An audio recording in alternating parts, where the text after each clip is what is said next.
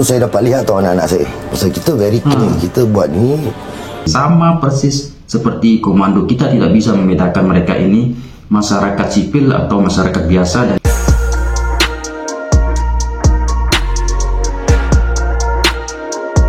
Oke, assalamualaikum warahmatullahi wabarakatuh, saudaraku dimanapun anda berada. Semoga sehat selalu dan dipermudahkan urusannya oleh Allah Subhanahu wa Ta'ala, ya kan. Mungkin teman-teman sudah sering sekali melihat aktivitas atau tentara, ya kan, yang sedang membuat latihan di tempat-tempat yang tertentu, maupun di pinggir hutan, tengah hutan, maupun ada juga yang latihan di tengah kota, ya kan. Mungkin teman-teman sudah sering melihatnya. Namun di sini saya dikirimi sebuah link oleh brother kita, di mana di sini sebuah keluarga, geng, yang berada di tengah hutan, namun aktivitas kesehariannya ini adalah latihan komando, geng, ya, dan ini dari channelnya Berita Media Corp, ya, geng. Ini yang membuat saya tertarik, geng. Satu keluarga, sebuah keluarga yang berada di dalam hutan, geng, tetapi bukannya beraktivitas yang seperti biasa seperti kita, ya, geng.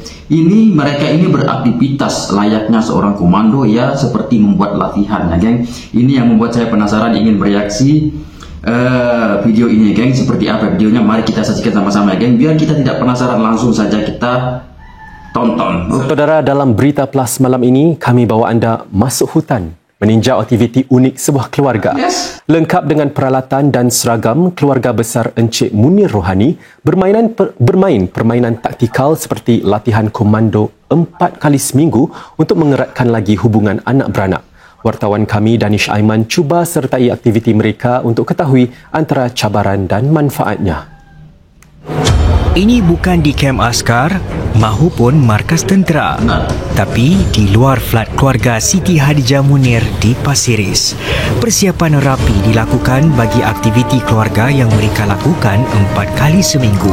Dan inilah aktivitinya, permainan taktikal pertempuran yang dilakukan Hadijah bersama 6 adik-beradiknya dan bapa mereka. Encik Munir Rohani mula memperkenalkan permainan ini kepada anak-anak sejak 4 tahun lalu untuk menyeratkan lagi hubungan keluarga. Muda-muda dulu saya masuk askar. Pasal kita waktu in service kan, kita tak banyak masa dekat keluarga lah. Jadi lepas tu 2006 tak salah. 2006 bila saya keluar. Oh, ini, geng. Mungkin beliaunya ini mantan askar, geng. Mantan askar, karena kita dengar tadi dulunya beliau ini sudah masuk askar, geng. Oh, pantasan saja keluarganya itu diajak, ya, seperti komando di dalam hutan, geng. Pantasan saja, geng. Dan kita lihat saja gerak-gerik tadi dari yang mungkin anak-anaknya atau istrinya, ya, geng. Sama persis gaya-gaya komando, geng. Mereka memegang senjata itu, geng. Wow, ini keren, geng. Baru saya dapat lihat tu anak-anak saya. Pasal kita very clear, kita buat ni supaya family kuat. Family mesti nak kuat. Menggunakan peluru foam dart dan strategi, mereka akan meluangkan masa kira-kira 2 jam untuk selesaikan misi di Kuari Tampines. Dalam setiap permainan, anak-anaknya akan bertukar-tukar peranan dalam misi seperti menewaskan musuh yang ditentukan Encik Munir. Bagi beliau, ini merupakan memori terindah bagi keluarganya yang akan dikenang sampai bila-bila. Taruhlah besok saya tak ada lagi. Diorang keingat tu hari ni diorang patut sama-sama. Itu yang saya punya macam bahagia kat situ lah. Selalunya kan macam kita tengok nanti bila orang tua dah tak ada kan, anak semua pecah gitu. Anak saya tak pernah gaduh. Itu yang saya lihat. Diorang tak ada sibling rivalry, tak pernah gaduh, adik-beradik itu semua. Namun aktiviti unik ini tidak diterima oleh semua. Ada yang berpandangan sinis sehingga membuat laporan polis tentang kegiatan mereka. Nanti diorang katakan yang kita ni macam seolah-olah nak yok-yok jadi army lah, jadi polis lah, macam gitulah. Tapi saya terima kata negatif tu dengan besar hati lah. Pasal saya tahu diorang tak faham kan. So kita pun pernah polis semua. Diorang telefon polis. Tapi Alhamdulillah juga ada yang positif. Itu yang sama-sama. Sebenarnya kalau kita melihat secara sekilas, geng, ini bukan tentara, geng. Ini adalah satu keluarga. Tetapi kalau kita melihat secara sekilas, pasti kita akan mengira ini adalah komando, geng. Ini adalah askar. Karena coba lihat cara mereka berjalan, cara mereka memegang ini senjata tersebut, geng, sama persis dengan komando yang asli, geng. Ini satu keluarga, sebuah keluarga yang harmonis di tengah hutan, geng. Dan kita tahu tadi bahwa ayahnya ini adalah mantan askar, geng. Sudah pantas mereka ini ya mirip saja memegang senjata, geng, karena ayahnya ini mantan askar, pasti sudah dilatih, sudah diberitahu cara-cara mereka memegang senjata itu, geng.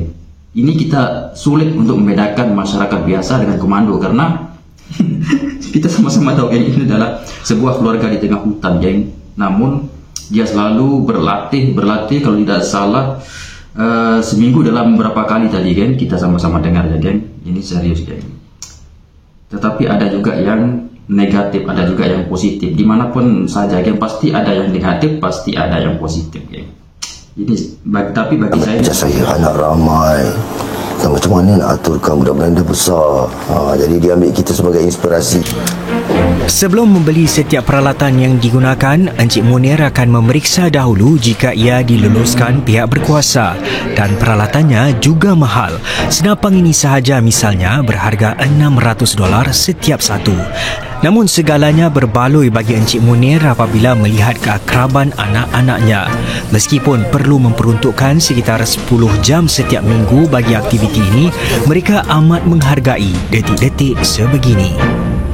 Saya membuat ini kerana saya mahu bersama keluarga saya. Saya faham yang semakin lama nanti keluarga saya akan semakin tua, mereka akan berumur dan lama nanti juga saat ini yang istimewa dan berharga akan jadi sesuatu yang jarang. Ini di samping mengimbangi masa dengan tuntutan sekolah dan sosial. Lazimnya orang muda nak keluar dengan kawan-kawan sebaya, tapi anda pula pilih untuk bersama keluarga anda. Mengapa? Actually, saya pun memang spend time dengan kawan-kawan saya lepas semua aktiviti ni. But at this age pun untuk saya it's very important to learn the value of family. So I invest my time here. It balances out the time that I had with my friends, time teenagehood dengan my time now in adulthood with my family. So it is very good investment. I feel that everything is equal.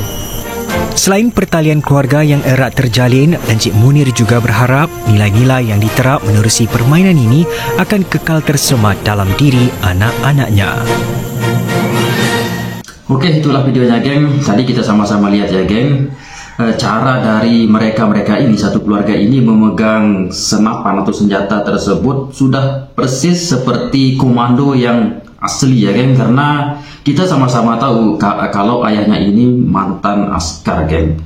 Dan seperti apa yang saya katakan tadi, ketika kita melihat satu keluarga ini di tengah hutan, pasti kita akan mengira itu adalah ya komando beneran, geng. Kita tidak akan tahu kalau ini adalah masyarakat biasa, masyarakat sipil yang sedang membuat permainan di tengah hutan bersama keluarga. Dan sama-sama kita lihat cara mereka berjalan, cara mereka duduk, dan cara mereka memegang senapan saja, berbalik saja, itu sudah sama persis seperti komando beneran, geng. Tetapi apa yang saya dengar tadi, ada juga dari orang-orang atau masyarakat atau mungkin individu-individu ya, geng, yang negatif. Ada juga pasti yang positif ya, geng. Namun pendapat saya, geng, pribadi, saya tentang hal ini saya akan mengambil positif, geng. Dan jika dan ini mohon maaf ya, ini pendapat saya pribadi, dan kalau bisa pihak berkuasa harus meluluskan hal ini, karena ini bagi saya nanti ketika negara memerlukan, geng, pasti mereka ini akan dipanggil oleh negara, karena mereka ini sudah punya dasar atau sudah punya asas, geng.